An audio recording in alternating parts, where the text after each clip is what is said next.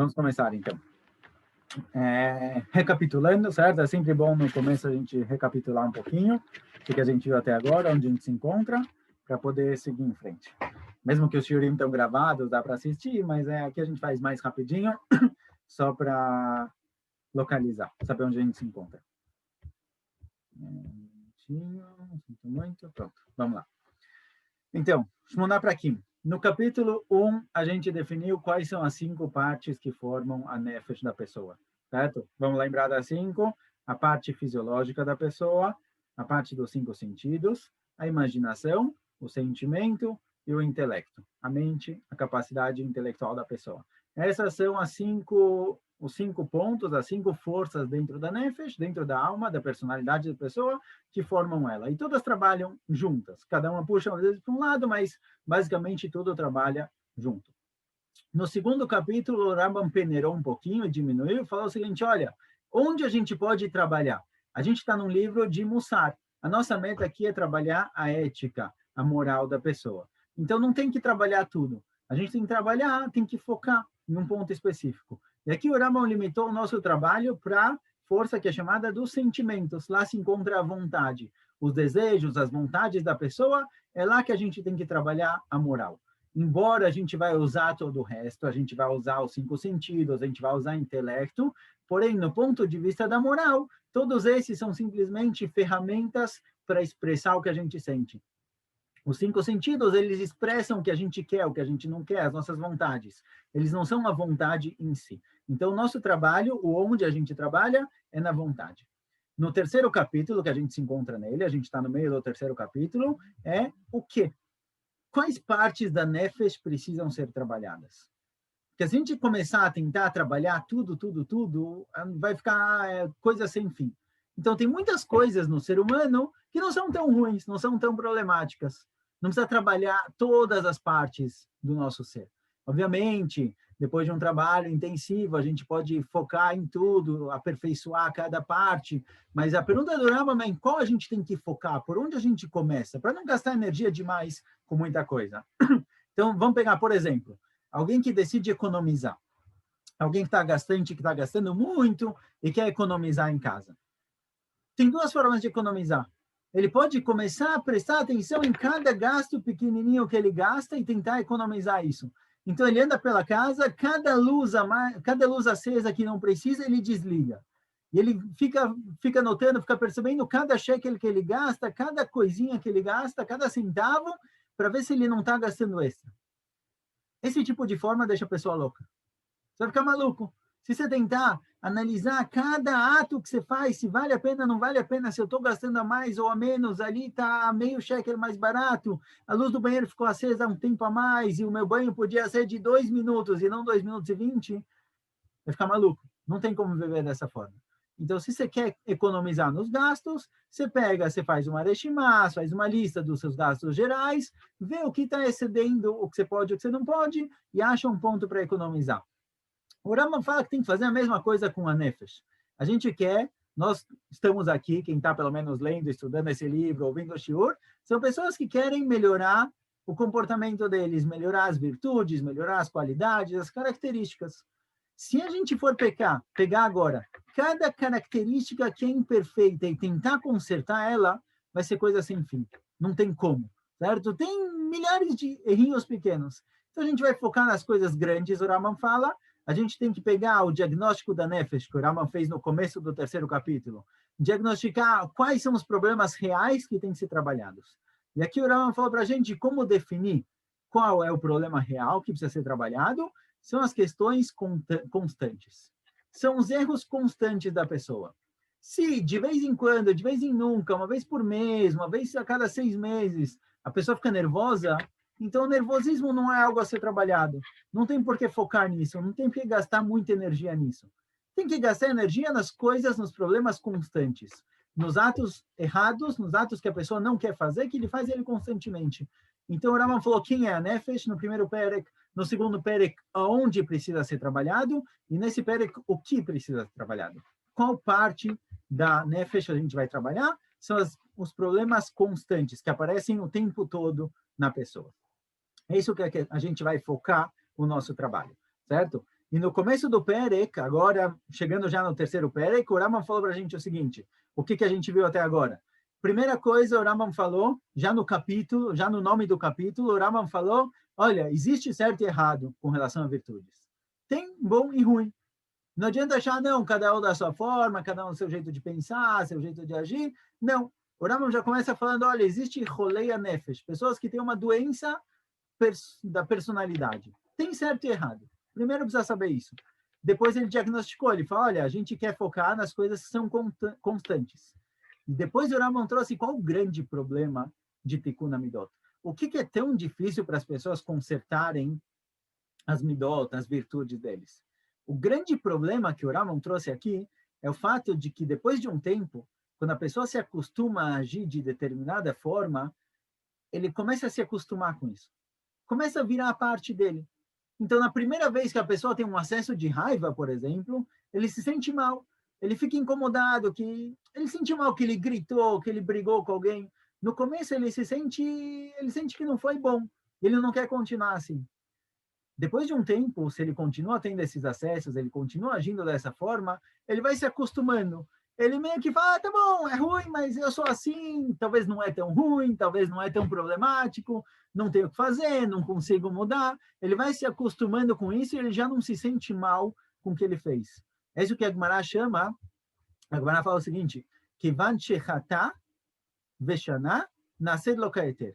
Alguém que faz uma averá, veshoneba, e ele faz ela de novo, ou seja, ela faz uma averá repetitivamente, vira como um eter, vira como se fosse uma coisa permitida. A pessoa para de perceber que é algo problemático, que é algo que não é bom.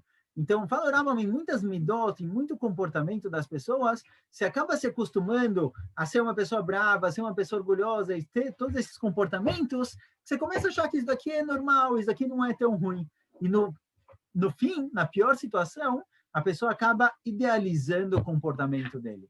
Ele não só acha que não é ruim, como ele começa a achar que isso daqui é bom. Ele começa a achar desculpas de por que esse daqui é o ideal, assim que eu tenho que me comportar. Qual o lado positivo disso? Então, por exemplo, nessa situação, a pessoa que é preguiçosa, não consegue acordar da cama de manhã e tudo que ele precisa fazer ele faz devagar, ele não tem pressa, ele vai fazendo com preguiça, porque ele não tem muita vontade. Com o tempo, todo mundo tem amor próprio, então não vou ficar me achando preguiçosa, certo? A maior parte das pessoas, quase todo mundo, acha uma desculpa para tudo que ele faz. Então a preguiça, com o tempo, muda de nome. Eu não sou preguiçoso, eu sou alguém cuidadoso. Eu faço as coisas com calma, com tranquilidade, quando na verdade a fonte dessa ação é uma fonte negativa, é a preguiça. Mas a pessoa muda o nome, e ao mudar o nome, isso se torna cabível, se torna aceitável. Eu não sou preguiçoso, eu sou cuidadoso. Eu não sou alguém sem noção, que faz as coisas sem pensar, sem me preocupar demais, me colocando em risco. Eu sou alguém corajoso. Você mudou o nome de alguém que não tem noção nenhuma, não presta atenção e não se cuida, descuidado.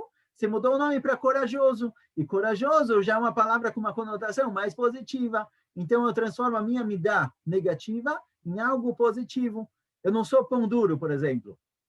Não é que eu não quero dar dinheiro para ninguém. Eu quero incentivar as pessoas a trabalharem sozinhas. Tem gente que não dá tzedakah e fala, não, eu não ajudo os outros, porque se eu der tzedakah, a pessoa vai continuar naquela de pedir ajuda e não vai buscar trabalhar sozinho, não vai buscar se sustentar sozinho. Então, você transforma essa avareza, essa vontade de não ajudar os outros, e, na verdade, não, eu estou incentivando as pessoas a se virarem sozinho. Você transforma a midá negativa em algo supostamente positivo. O nervosismo, o cara que é nervoso, o nosso cara que tem acessos de raiva e briga e grita com todo mundo, ele já não é mais alguém nervoso, ele é um educador. Ele está ensinando as pessoas, ele está tentando colocar as pessoas no caminho correto, gritando com elas, porque essa é a forma como as pessoas ouvem. Então, aos poucos, a pessoa vai idealizando o comportamento negativo, por isso, fala o Rambam, isso daqui é muito problemático. Por exemplo, alguém que não reza, alguém que não faz tefilá, alguém que não faz brachot, ele não tem desculpa.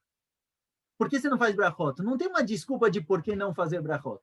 Na hora de comer, você tem que fazer uma brachá antes. Você tem que rezar, você tem que colocar tefilim. Todas essas mitzvot, que são atos práticos, não tem desculpa para quem não faz. Quem não faz, no máximo que ele fala, ele pode falar, eu não acredito em Deus, é difícil para mim, mas ele percebe que tem alguma coisa errada. Nas midot, fala o Rambam que é mais complicado, porque aos poucos a pessoa idealiza o comportamento dele, dá para essa amidá negativa um nome com uma conotação melhor e, aparentemente, está tudo bom, tudo em ordem. Então, o que se faz? Como a gente conserta isso? Se é tão difícil, se a pessoa às vezes nem percebe a situação que ele está, o que a gente faz? Como conserta esse problema? Então, o como consertar aparece em diversos lugares, certo? Nas Mishnayot, nos Rishonim, nos Achronim, aparece em vários lugares de como consertar. Vamos aqui pegar 3 exemplos de 3 épocas diferentes, porque todo mundo fala a mesma coisa com terminologias um pouco diferentes, mas é a mesma ideia.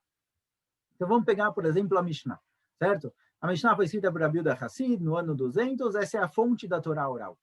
A gente tem a Torá escrita, que é o Tanakh, o Humash, os Nevim, Ktuvim, Yoshua, Shoftim, todos esses livros, e a gente tem a Torá oral, que é baseada na Mishnah. A Mishnah é a primeira parte da Torá oral escrita.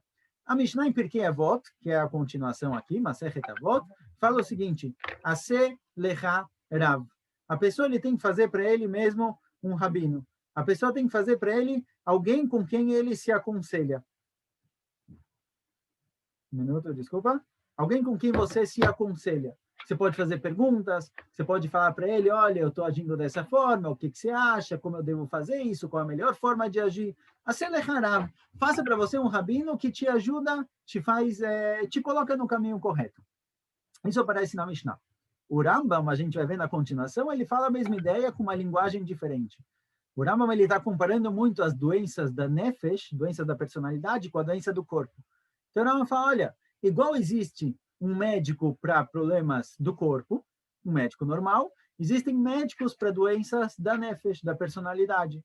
Então, se a pessoa tem alguma doença na personalidade, ele tem uma midá ruim, alguma midá, uma qualidade, uma virtude problemática, ele tem que procurar alguém que pode ajudar ele com isso. Tem que procurar um rabino que entende ele, entende a situação, entende como ele está, entende como ele pode melhorar. Seria um médico da alma, nas palavras do Rambam. E o terceiro lugar que a gente vai ver hoje é o Ramchal, certo? Ele vai dar para a gente uma ideia interessante. O Ramchal. O Ramchal, ele tem um famoso livro chamado Meslat Yesharim, e ele escreve o seguinte, ele fala que a pessoa, no dia a dia dele, com relação às midot, com relação às virtudes, é como se estivesse num labirinto. Você está num labirinto e você não sabe para onde ir. Você acha que está indo para o caminho correto, de repente você chega num lugar que não tem saída, e você tem que voltar para o outro lado. Você não sabe se vai para o leste, se vai para o sul, certo? Você tem um labirinto aqui atrás. Você fica completamente perdido. Você não sabe para onde ir. E muita gente, com relação às midot, com relação às virtudes, está nessa situação. O que você faz? Como você sai do labirinto? Então, o Ramchal fala o seguinte, para sair do labirinto, você tem que procurar alguém que está lá em cima. Você tem que procurar alguém que já saiu e está olhando o labirinto de cima. Quem olha de cima, ele consegue te dizer para onde ir e para onde não. A ideia do Ramchal é basicamente a mesma, certo? Falar para a pessoa, olha, procura alguém que já ultrapassou a sua dificuldade. Alguém que já passou por isso e ele sabe como consertar, ele consegue olhar de cima, ele consegue olhar de fora a sua situação e te falar exatamente para que lado ir. Agora, o exemplo do Ramchal é interessante, a questão do labirinto. Por quê? O Ramchal vivia na Itália, no século 17, 18, e nessa época começaram a se construir aqueles chamados jardim francês, certo? São esses jardins que tem, não exatamente labirintos, mas eles são construídos com esculturas em plantas, bem simétricos, bem bonitinhos. E essa questão do labirinto, ela traz para a gente algo muito interessante que mostra a diferença entre a visão do Rambam, a visão judaica, e a visão de outras culturas. Por quê? Agora, onde aparece o labirinto? Qual é o labirinto mais famoso? O labirinto mais famoso ele aparece na mitologia grega, certo? Aquele famoso labirinto onde vivia o Minotauro. Então vamos analisar um pouquinho a mitologia grega aqui e perceber a diferença entre a visão dela e a visão judaica. Esse daqui vai dar para a gente um ponto extremamente importante, certo? Agora, o que acontece na mitologia grega? O que acontece lá é o seguinte, existia um rei chamado Minos, que ele tinha um trabalhador chamado Dédalus. Esse Dédalus era um cara extremamente inteligente, certo? Ele era, pela mitologia, ele era filho de Atenas, era um cara muito inteligente. Esse rei Minos pediu para o Dédalus construir para ele um labirinto para colocar lá o Minotauro. O Minotauro era um ser que era metade homem, metade touro, certo? Metade homem, metade animal. Ele queria um labirinto para colocar ele e colocar lá todas as pessoas que precisassem ser castigadas. Ótimo, essa ideia de eles construir um labirinto super complicado, que a pessoa não conseguia sair de lá, e com o tempo esse labirinto acaba ganhando vida, se não me engano, na continuação, mas era um labirinto que era impossível de sair, e lá tinha um Minotauro. Então, todo mundo que o Minos não gostava, que o rei Minos não gostava, ele jogava lá no labirinto e deixava a pessoa se virar. O que representa esse labirinto? O labirinto, ele representa a natureza do ser humano, certo? Todas as histórias da mitologia grega, todos os reis lá, elas representam midot, representam o sentimento das pessoas. Assim, Freud fala que tudo representa os sentimentos do ser humano, que eles fizeram uma projeção e criaram deuses que representam isso. Mas esse labirinto, ele representa a natureza humana. A natureza do ser humano é que ele é perdido, ele não sabe para onde ir, ele não tem verdades absolutas, certo? O que eu acredito que agora é verdade, daqui 10 minutos eu posso mudar de ideia. E tem uma pessoa em outro lugar que pensa diferente. Então, o ser humano, na verdade, de um ponto de vista de uma busca por midot, por uma verdade absoluta, ele está completamente perdido no mundo. Ele não sabe direito dizer o que é verdade e o que não. É como se ele tivesse um labirinto. Para todo lado que ele vai, às vezes dá certo, às vezes não, às vezes está certo, às vezes está errado. Ele não tem como achar uma verdade absoluta. Ele seria como, na verdade, um minotauro. A pessoa é o animal que é metade homem, metade humano. Assim também o ser humano, ele tem um lado animal dentro dele, um lado instintivo que busca coisas muitas vezes negativas. Naturalmente a pessoa tem raiva, naturalmente a pessoa não se preocupa com os outros, se preocupa muito com ele mesmo. Então, esse daqui é o que o labirinto representa. Agora, o que acontece na continuação da história?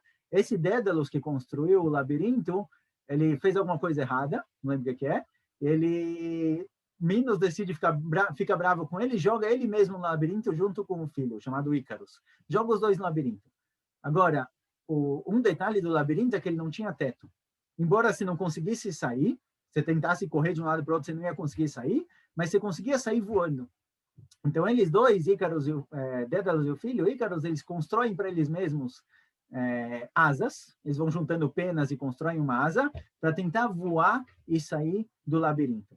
E eles realmente conseguem acabar saindo voando, só que esse filho de Dédalus tenta subir alto demais, se aproxima demais do Sol, e aos poucos, quando ele vai chegando perto do Sol, já que as asas deles eram coladas, o Sol vai derretendo a cola, esse filho acaba caindo e morre afogado no mar, certo? A famosa tragédia grega, certo? Na Grécia Antiga, tudo dava errado no fim da história. Trágico. Ótimo. O que representa isso? O que representa é o seguinte: a única forma de sair do labirinto é por cima. É criar knafaim, criar asas. Qual é a asa do ser humano? O que permite o ser humano voar? O que permite o ser humano sair da existência material, física na qual ele se encontra? O sechel. O intelecto é o que permite a pessoa sair, voar, chegar muito longe. Então, Dédalus é a representação aqui, certo? A ideia é que ele busca uma forma de sair do labirinto, uma forma de sair do mundo natural e chegar lá em cima. Só quando ele tenta chegar lá em cima, isso não dá certo. Na tragédia grega, na ideia grega, você não consegue chegar nos ideais, você não consegue chegar nos valores absolutos. Então, a sua tentativa de chegar lá em cima, ela dá errado. Ele cai, ele não consegue. O Rama vai falar para a gente que não. O Rama vai falar que é possível a pessoa sair do labirinto. A pessoa ele tem que buscar alguém que conseguiu sair já. Alguém que, através do intelecto dele, alcançou verdades absolutas. De onde vem essas verdades absolutas da Torá, mas não vamos entrar no caso. Mas ele alcançou verdades absolutas, ele consegue sair do labirinto. E essa pessoa que conseguiu sair, ele tem asas, ele tem a força de ensinar os outros. Pela Torá, de acordo com a visão judaica, a gente consegue sair do labirinto. Você consegue sair dessa prisão na qual você se encontra. Você consegue mudar as midot. A Kadosh Baruch Hu deu para a gente que na faima. A Kadosh Baruch Hu deu para o ser humano o sechel, o intelecto, que faz com que ele consiga sair acima das vontades e consertar elas. Como a gente falou lá no primeiro capítulo, as cinco forças dentro do ser humano, a quarta dela seria os sentimentos, e tem uma acima, tem um intelecto que controla os sentimentos, que controla a vontade. Então, a pessoa ele consegue sair disso, ele consegue controlar. Primeiro, no começo, ele não consegue fazer isso sozinho, ele vai precisar de alguém que está lá em cima, alguém que está de fora vendo, mas ele consegue controlar. A visão judaica diz que a Kadosh Baruch Hu nos deu a força para sair disso, e não deixou a gente preso aqui. Tem outra diferença entre a mitologia grega e leavdil, o judaísmo, os midrashim, que representa também essa ideia de que a Kadosh Baruch Hu deu para a gente a oportunidade, as ferramentas para sim sair dessa prisão, é com relação ao fogo. Como o ser humano descobriu o fogo? Como o ser humano chegou na criação do fogo? Então, tem aqui diferenças. De acordo com a mitologia grega, tinha alguém, não lembro quem era, chamado Prometeus, que ele roubou o fogo dos deuses e trouxe para o ser humano. Certo? Ele roubou dos deuses o fogo e clandestinamente trouxe para o ser humano, e ele foi castigado por isso. Ou seja, na visão grega, Deus, aqueles que estão acima do ser humano, não querem que o ser humano saia da prisão dele, da primitividade dele. O fogo não foi dado para o ser humano de forma que eles queriam isso. Aconteceu, alguém roubou e mandou para eles. Já no Midrash Leavdil, na Torá aparece o seguinte: a Kadosh Baruch Hu, Motzei Shabbat, a Kadosh Baruch Hu veio para Adam Arishon e ensinou ele a criar o fogo. A Kadosh Baruch Hu ensinou Adam Arishon a criar o fogo. Ensinou ele, deu para ele ferramentas para ele conseguir sair da escuridão do mundo. Ou seja, de acordo com a visão judaica, a Kadosh Baruch Hu deu para a gente as ferramentas. Deu para a gente o sechel, deu para a gente a capacidade intelectual que consegue nos tirar de onde a gente está. Por isso, vem o Rambam e fala o seguinte, olha, o que Moshe Acholi... Desculpa, deixa eu achar o Perek aqui. O que Moshe Acholim, que Asher Edu Choliam Veloi do Melechet Refuah, do mesmo jeito que os doentes, quando eles sabem que eles estão doentes, só que eles não sabem como se curar, e Shalu Arofim, ele pergunta para um médico, veio de um Maraushi Yasu, Veizaru Mashi Damu Areve, Achrichum, Lakachan Advarim Ameusim Vamarim, Ativriu Gofotem Veashuvu Livchor Batov Limos Bamaus, do mesmo jeito que a pessoa vai no médico, e o médico começa a falar para ele o que fazer, o que sim, o que não. E fala para ele, olha, você tem que comer isso, mesmo que isso daqui é um pouco ruim, certo? É um alimento que você não gosta muito, mas ele vai te dar vitaminas, ele vai te dar proteínas, você tem que comer isso para voltar a estar saudável. E falar para a pessoa, olha, isso daqui que você gosta muito de comer, é melhor não comer, não vai te fazer bem. Até que a pessoa chegue a uma situação em que ele está saudável, ele já consegue diferenciar, consegue escolher o bom. Quem rolê nefashot, assim também a pessoa que ele é rolê nefesh, ele tem uma doença da nefesh, da personalidade, ele tem que perguntar para os chachamim, para os sábios, os sábios, aqueles que ultrapassaram, saíram do labirinto, eles são rolê nefashot, eles são rofei nefashot, eles são os médicos da nefesh. Eles vão falar, vão avisar as pessoas, olha, isso que aos seus olhos parece bom, certo? A gente falou, o cara é preguiçoso que se vê como cuidadoso. Isso que você acha que você é cuidadoso, você não é cuidadoso. Isso daqui não é um comportamento ideal. Não é bom. Isso daqui é preguiça. Você tem que ter um pouco mais de agilidade.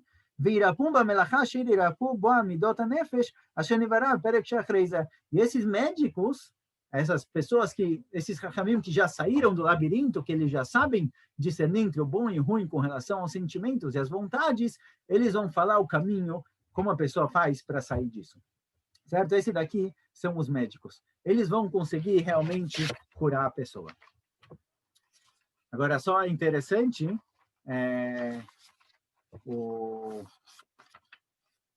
talvez, bom, vamos continuar mais um pouquinho, a gente fala essa questão. No último parágrafo aqui do Perek, o Rambam fala o seguinte, tem 3 tipos de doentes, tem 3 tipos de pessoas que estão doentes, isso funciona também com relação a nefesh. אבל חולי הנפשות אשר לא הרגישו בחולם וידמו בריאות, או ירגישו בו ולא יתרפו, אחריתם תהיה כאחרית החולה אשר יימשך חלונותיו ולא יתרפא, שהוא ימות בלי ספק. Fala o Rambam, olha, primeiro tem 2 tipos de doentes. Tem aquele que não sabe que está doente. Certo? Se a gente pensar no corpo, tá bom? Alguém que não sabe que ele está com uma doença, consequentemente ele não busca a cura, não busca tomar remédio. Ou alguém que sabe que está doente, mas não se importa, e também não toma remédio. Esses 2, com certeza o final deles é o mesmo, eles vão acabar morrendo. O que não sabe que está doente vai morrer porque a doença se propaga mesmo que ele não sabe, e o que está doente e não se importa, não se cura, vai morrer porque ele está doente. Os 2 têm o mesmo final. Já a pessoa que ele está doente, ele sabe que ele está doente, ele quer se consertar, ele vai procurar o médico e vai tentar achar uma cura. Agora, o que acontece com esses 2 que não se curaram? Se a gente puxar da analogia da doença do corpo para o nosso caso, o que acontece com as pessoas que não buscam trabalhar as midot? O Rambam falou que é importante trabalhar, o Rambam falou, diagnosticou o que tem que trabalhar e qual a dificuldade do trabalho, mas o que acontece com a pessoa que não busca o trabalho? A pessoa que não busca trabalhar as midot, essa pessoa ela acaba morrendo. A morte do corpo representa, você entra numa situação que você tem uma incapacidade física. Não consegue falar, não consegue se mexer, não sente, não faz mais nada. Essa é a morte para o corpo. A morte para a personalidade é uma situação na qual a pessoa é incapaz de mudar. Chega numa situação em que a pessoa se acostumou tanto com um comportamento, ele se acostumou tanto com uma forma de viver, com uma característica, que já fica impossível dele mudar. Ele é chamado de met, ele é chamado de morto de um ponto de vista da personalidade. Ele já não consegue mais mudar isso. Vira um vício, certo? Se torna um vício. Agora, é interessante, a Gemara fala o seguinte, a Gemara fala que todos os Rachamim, todos os sábios que aparecem na Gemara, a Gemara é a Torá oral que foi escrita logo depois da Mishnah, certo? Entrando 200 e 500. A Gemara fala o seguinte, todos os sábios que aparecem na Gemara têm a força de leachayot metim. Eles conseguem ressuscitar os mortos. Assim aparece na Gemara. Então, se você pegar qualquer um dos sábios que aparece na Gemara, Rabi Shimon Bar Yochai, Rabi Uda, Rabi Meir, Abai, Rav, Rav Papa, qualquer um desses, eles conseguem ressuscitar mortos. O que quer dizer isso? Eles conseguiam realmente pegar um morto e ressuscitar ele? Possivelmente, talvez sim, talvez não. Provavelmente sim. Mas o ponto da Gemara é outro. Uma das explicações fala o seguinte, o que é ressuscitar o morto? Ressuscitar alguém morto não é necessariamente alguém que está morto fisicamente. É alguém que está morto de um ponto de vista espiritual. Alguém que ele é rachá, alguém que ele é uma pessoa perversa, que ele não tem conserto. Os sábios da Gemara, eles têm a capacidade de ressuscitar essa pessoa. Ou seja, eles têm os conhecimentos, eles têm as ferramentas necessárias para ensinar a pessoa a sair dessa perversidade e fazer tchuvá, e se consertar, e se libertar disso. Os sábios, eles têm a capacidade de leachayot metim, ressuscitar os mortos, não é de um ponto de vista físico, não é alguém que morreu, fazer ele viver de novo. É de um ponto de vista espiritual e da personalidade. Eles nos deram as ferramentas para tirar a pessoa desse vício, desse comportamento vicioso negativo, tirar ele disso e consertar. Por isso eu falo, Rambam, olha, alguém que está nessa situação, alguém que está dentro do labirinto, ele está preso nos comportamentos, nas virtudes dele, ele tem que buscar um Chacham, ele tem que buscar um sábio, alguém conhecedor, alguém que entende ele, que entende de Midot, que vai falar para ele, olha, isso daqui não é bom. Tem que ser alguém que vem de fora, alguém que consegue ver de cima, certo? Igual um psicólogo precisa ir, às vezes, no psicólogo, ele precisa de alguém vendo de fora, a pessoa que está dentro daquilo não consegue ver, ele está completamente perdido. Tem que perguntar para alguém que está lá em cima. Por isso, completa o Rambam, o nosso Pérez, que fala o seguinte, Omnam, אותם המרגישים ונמשכים אחר ענותיהם אמר בהם הספר האמיתי מספר דבריהם כי בשירות ליבי ילך רצון אמר שהוא התכוון לרבות צמאו ויוסיף לעצמו צמא. Aquele que sente que está doente e não tenta consertar, ele acha que ele está bem, não vai dar certo. Ele vai continuar ruim e a situação vai só piorar. אומנם אותם שאינם מרגישים, quem בכלל não sente, como o Rambam trouxe atrás, הרבה שלמה לספר עליהם, אמר דרך יביל ישר בעיניו ושומע לחכם עצה. Aquele que Bichlal nem sente, também não tem conserto, não tem o que fazer. Porém, tem a terceira pessoa, que é o chamado Shomer La'etzah Chacham. Aquele que ouve a Etzah, aquele que ouve um conselho, ele é o sábio. Retzonolomar, explica o Rambam no Pasuk, a Shomer La'etzah Chacham, aquele que ouve o conselho de um sábio, ouve o conselho de alguém que já está acima do labirinto, já consegue ver de fora e sabe leadrich, e sabe colocar a pessoa no caminho correto, que vai ensinar para a pessoa o caminho correto, e não o caminho que a pessoa acha que é o correto, e sim sabe dizer qual é o caminho correto verdadeiro, ואמר, יש דרך ישר לפני איש, ואחריתה דרך מוות, ואמר בכל הנפשות, הללו בהיותם בלתי יודעים מה זיקים העולם, דרך רשעים כאפלה, לא ידעו במה ייכשל, אמנם ילך לפני הנפשות, הרי כמו שאספר בזה הפרק הרביעי. Esse tipo de pessoa que ele vai e pergunta para o Chacham, ele vai realmente conseguir se curar. Porém, a pessoa que ele acha que ele vai conseguir o caminho sozinho, esse daqui ele está indo para um caminho, ele vai chegar na morte, ele vai chegar numa situação em que ele já não tem mais volta, não tem mais conserto. Então, a única forma de consertar isso, a única forma de a pessoa conseguir sair dessas midot raot, dessas midot negativas e se libertar disso, é tendo alguém de cima que vai leadrich ele, que vai colocar ele no caminho correto e vai ensinar para ele o caminho, vai analisar de fora. E é isso que o Rambam vai fazer no próximo Perek. No Perek seguinte, o Perek Arba, que a gente vai continuar, na semana que vem, o quarto Perek, o Rambam vai trazer vários e vários exemplos de midot, de características, e vai falar para a gente o seguinte, olha, esse é ideal, esse lado é ruim, e esse lado é ruim. Certo? A pessoa, por exemplo, vamos pegar só um exemplo que tem lá para frente, só para a gente não ficar no ar. Ser cuidadoso é bom, é ótimo. Cuidadoso demais, se não faz nada. Ser medroso demais é ruim. Cuidadoso de menos, alguém que não tem medo de nada e faz como se fosse corajoso e não se preocupa com nada, faz tudo rápido, sem pensar, é ruim também. O Rama vai ensinar para a gente qual é o caminho do meio. O a mais e o a menos é ruim. Tem que buscar o caminho do meio. É isso que o Rama vai fazer no próximo Perek. A gente vai tentar pegar vários exemplos e tentar entender melhor qual o caminho do meio em diversas midot. Vamos já deixando no próximo Perek. Se a gente já falou do quem é o ser humano, se a gente já falou aonde ele tem que trabalhar, em qual parte, que é nos sentimentos, na vontade. Se a gente já falou o que ele tem que trabalhar, o que tem que trabalhar são as partes que são constantemente negativas. A gente já falou o que é o problema, a gente já diagnosticou a doença. Vem agora o Rambam no quarto Perek que fala como. Como você conserta isso? Como você trabalha as midot? Semana que vem a gente continua. Até mais. Tchau, tchau, pessoal. Boa noite.